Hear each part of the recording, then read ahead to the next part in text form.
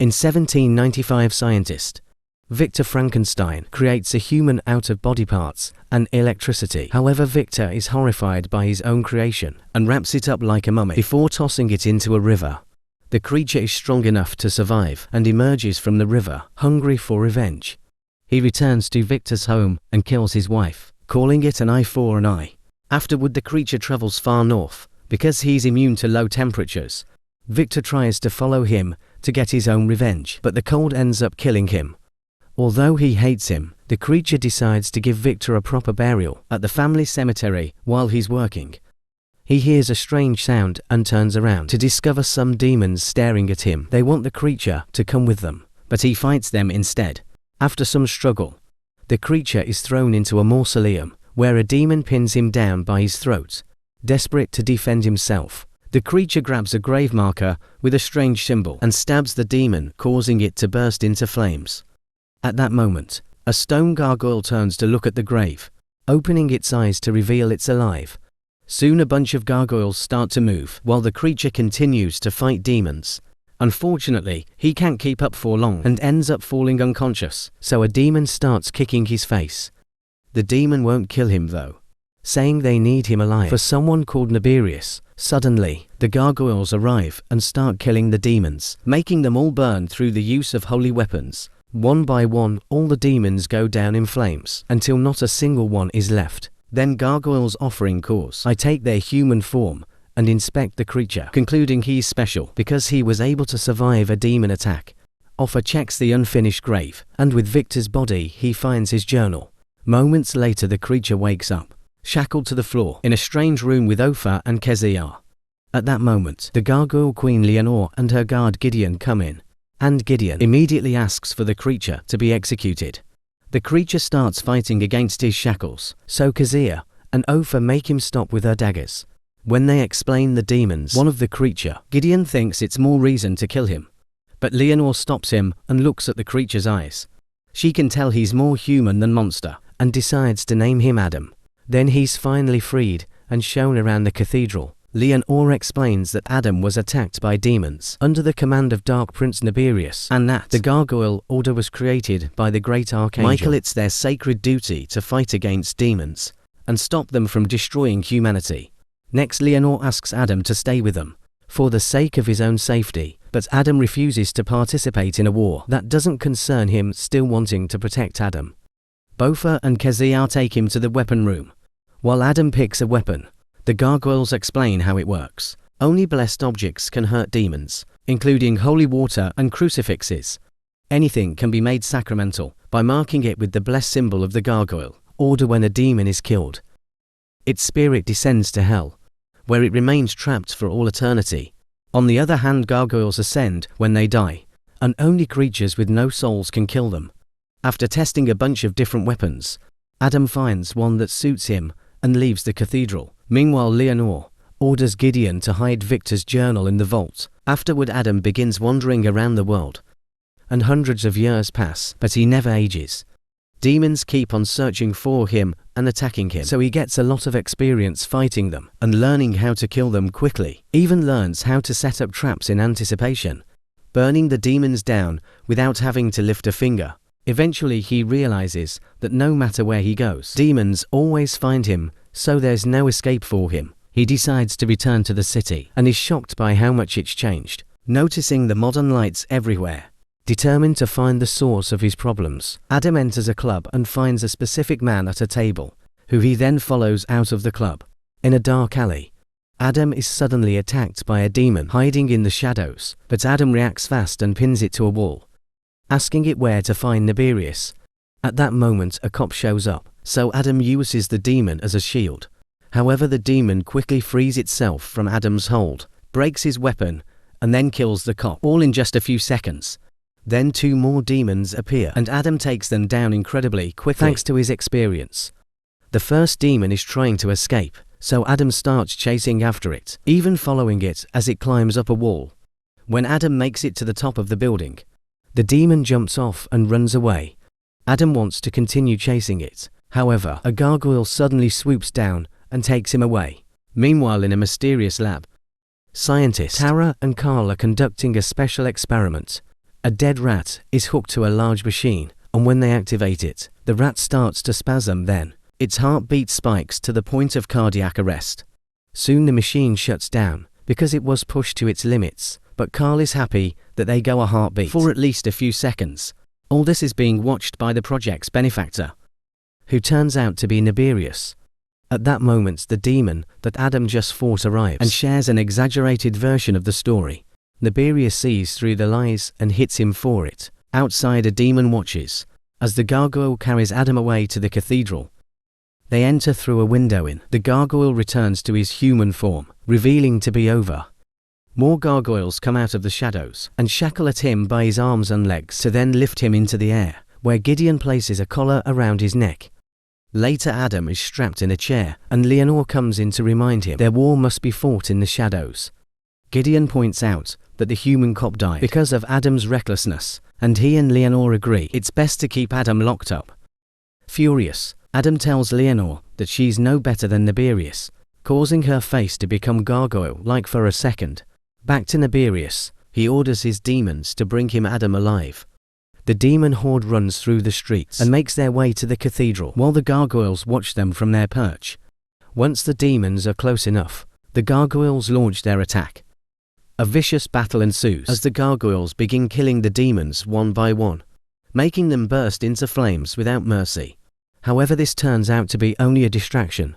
The demon Zoriel is hiding with thousands of beasts on top of high buildings, and soon they move toward the cathedral as well. Soon gargoyles are overpowered and start getting killed, as well, showing blue light shining up to heaven as their bodies ascend. Gideon tells Ophir and Kezia to secure. Adam then forms a battle axe with his 3 weapons to fight the demons entering the cathedral. The horde is ruthless with its attack as they storm into the building, but Gideon and 2 other gargoyles are the most valuable warriors and fight with great power, killing demon after demon with masterful skill. Gideon also kicks out a bunch of demons through an open window to divide the horde, jumping after them as he transforms into his gargoyle form. Meanwhile, Ophir and Kezia guard Adam, who insists he should fight too if they want to win. Ophir reluctantly releases him and gives him a weapon right as the demons start pounding on the door. Since it'll give away soon, Adam breaks down the door and uses it as a shield as he charges through the horde. Ophir and Kezia are right behind him, killing any demon Adam misses. Sadly, Kezia is struck from behind and paralyzed in pain. She has to watch how Ophir is also hit and killed. As the clock strikes 12 and the bell rings, Gideon stands on top of the cathedral to look at the battlefield. Noticing how his people were massacred, he roars before swooping down, slicing any demon that dares to get in his way. Soon the demons start to flee, and the remaining gargoyles chase after them with rage. Inside, Adam checks on Corsair's wound, but she doesn't want help. She and Ophir loved each other, yet couldn't have a relationship because of the Order's rules. However, this won't be the case in heaven. Adam watches Kezia sand and reunite with Ophir on the other side. Then Adam tries to get information from a demon that was left behind, while Leonore tells her guards to help the others. Suddenly, a demon bursts through the window and strikes Leonore before kidnapping her, while Adam learns that the whole fight had been a distraction to lure Gideon and the guards away, leaving Leonore unprotected. Later, the gargoyles come back with a captured demon, and Adam starts punching it to make it confess Leonore's location. At first, the demon refuses to talk, so Adam threatens to throw it into a fountain of holy water, which is already causing the demon to release smoke. Desperate, the demon reveals that Zoriel wants Gideon to bring Adam and exchange him for Leonore. Then Adam kills the demon using the holy water and leaves the cathedral. When Gideon returns and learns what happened, he rushes to the vault, ignoring the other gargoyles' warnings that retrieving items is against the rules. Gideon takes Victor's journal and asks God for forgiveness. Moments later, Gideon arrives at the building where Zoriel is keeping Leon or hostage. Adam also comes, but he sneaks around instead of showing himself. As the room begins filling up with demons, Gideon offers the journal in exchange for his queen, ignoring her orders not to do so. The journal is dropped at Zoriel's feet, and as soon as Zoriel lets go of Leonore to grab it, Gideon picks her up and flies through the hole in the ceiling. At that moment, Adam jumps out, ready to fight, so Zoriel escapes with the journal, while the demons attack Adam once again. This is a very easy fight for him, and he kills them all in a matter of minutes before going after Zuriel, who reaches another building and enters an elevator. Using a keycard, Adam quickly kills a demon nearby and takes his keycard to continue the chase. Soon Zuriel finds Nibirius and gives him the journal. While nearby, scientist Malachi experiments with a dead body, drawing a demonic sign on its forehead. After Zuriel and Iberius leave, Adam enters this area too and sees Malachi before checking the back room, where he's shocked to discover thousands of bodies in capsules waiting to be reanimated. Afterward, Nibirius brings the journal to Carl and Tara, who starts reading it and learns that Victor used electric eels to generate the electricity that made the creature. Considering the energy running through Adam's being, it would be incredibly hard to kill him. Adam continues to sneak around and finds the observation room. He sees Tara with a journal and immediately bursts through the glass to land in the lab right in front of her. As the alarm goes off, a terrified Tara gives Adam the journal. Suddenly guards enter the lab too, so Adam backs away. However, Nibirius cuts in and tells the guards to stop before approaching Adam, asking him to join his search for answers. When Nibirius tries to touch him, Adam quickly grabs his hand, causing Nibirius' eyes to flash. Zuriel immediately comes to defend his boss, so Adam escapes by jumping through the window.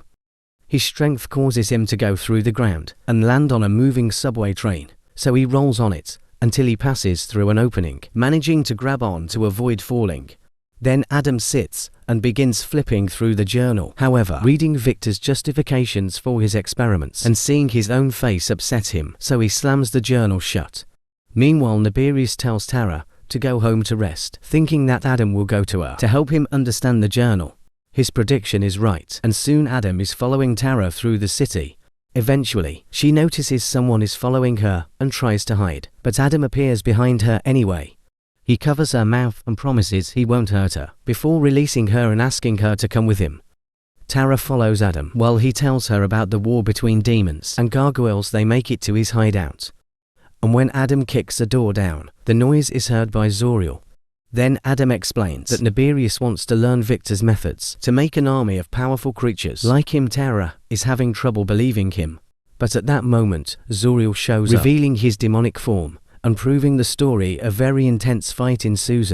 Adam gets kicked off a scaffold. Zuriel dives down after him and holds his weapon to Adam's throat. Adam admits he saw the bodies and points out they'll never be able to control them. However, Zuriel explains they'll bring demon spirits from hell to possess them. It would be easy because those bodies have no soul, just like Adam. Then Zuriel takes the journal and announces thanks to it he doesn't need Adam alive. Before he can strike, Tara comes out and pretends she does need Adam alive for the experiment to work.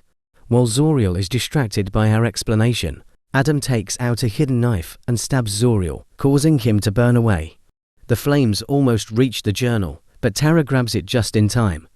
Afterward, the duo returns to Adam's hideout, where Tara takes care of Adam's wounds while telling him that he's only a monster. If he behaves like one, then Adam falls asleep to rest, and Tara uses the chance to finish reading the journal. When Adam wakes up, Tara announces she's ready enough to reproduce Victor's methods and wants to finish Victor's promise of making a companion for Adam.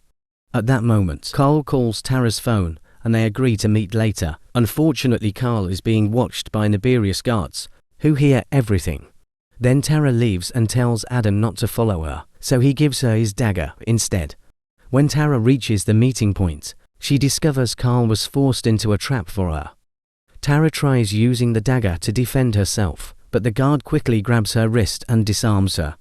Meanwhile, Adam goes to the cathedral and is quickly restrained by the gargoyles, who take him to see Leonore. Adam tells her all about Nibirius' plan with the bodies, but he also admits he now has someone to protect. Leonore agrees to offer protection for Adam and Tara, so Adam leaves to look for her. As soon as he's out of sight, Leonore tells Gideon to follow Adam and kill him after getting the journal back.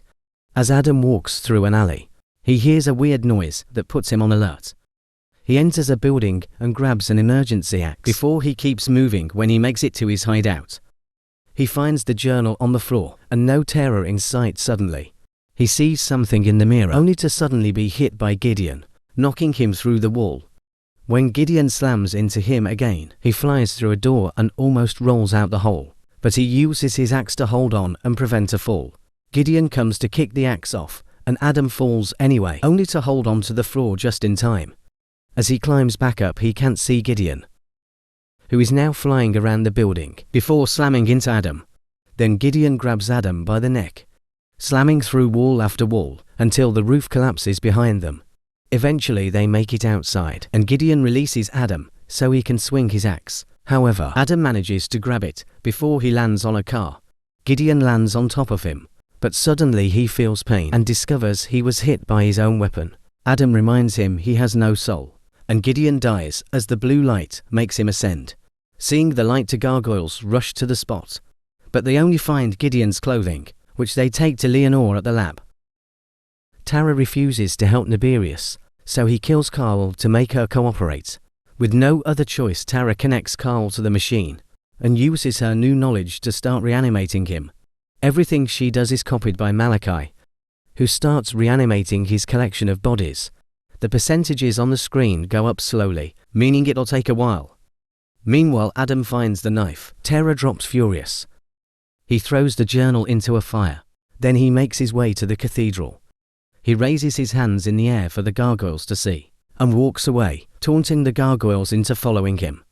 Leonore and her warriors immediately go after him, and when a gargoyle attacks, Adam punches it down to make it crash into a car. At Leonore's command, more gargoyles start flying after Adam, so he begins running toward Nibirius' lab. When a gargoyle gets close enough to attack, Adam grabs onto it, and they crash through the gate. Their presence is soon detected by security, and a horde of demons come out to fight. Adam begins burning them down one by one, as Leonore realizes he brought them here on purpose. When a guard tries to reach Adam, a gargoyle dives in and pulls him into the air to kill him.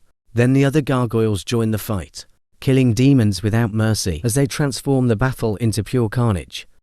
While Leonore sees Malachi run from a hidden entrance, Adam makes his way into the lab and finds Nibirius, who reveals his demon form. While Nibirius is distracted, Tara tries to shut down the machine, but her access is denied. Noticing this, Nibirius grabs her by the back of her neck and throws her towards the machine, which is shooting electricity. Adam immediately catches her, and his body hits the machine in the process, which gets him electrocuted. After agonizing for a few seconds, Adam drops Tara and falls to the floor. Meanwhile, Leonore and a few gargoyles get inside Malachi's lab, where they find all the bodies in the screen, showing that the reanimation process is 40% complete.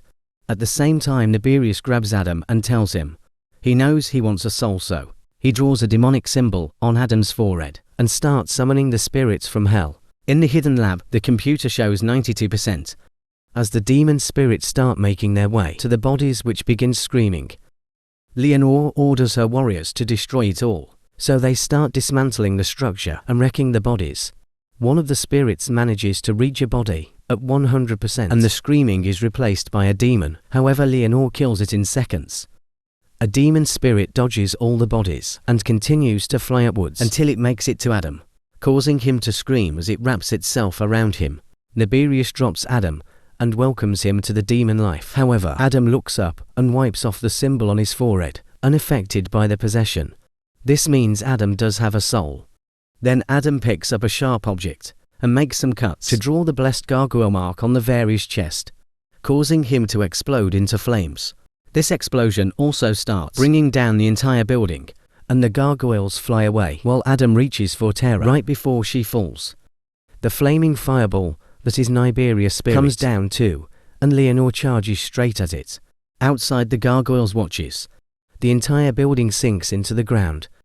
One of them flies towards it and watches the fireball traveling towards hell. At that moment, Leonore flies out carrying both Adam and Tara, while her warriors follow her. Once they return to the cathedral, Leonore tells Adam he's found his higher purpose. Afterward, Adam decides he'll fight for humanity after all, and takes his father's name Frankenstein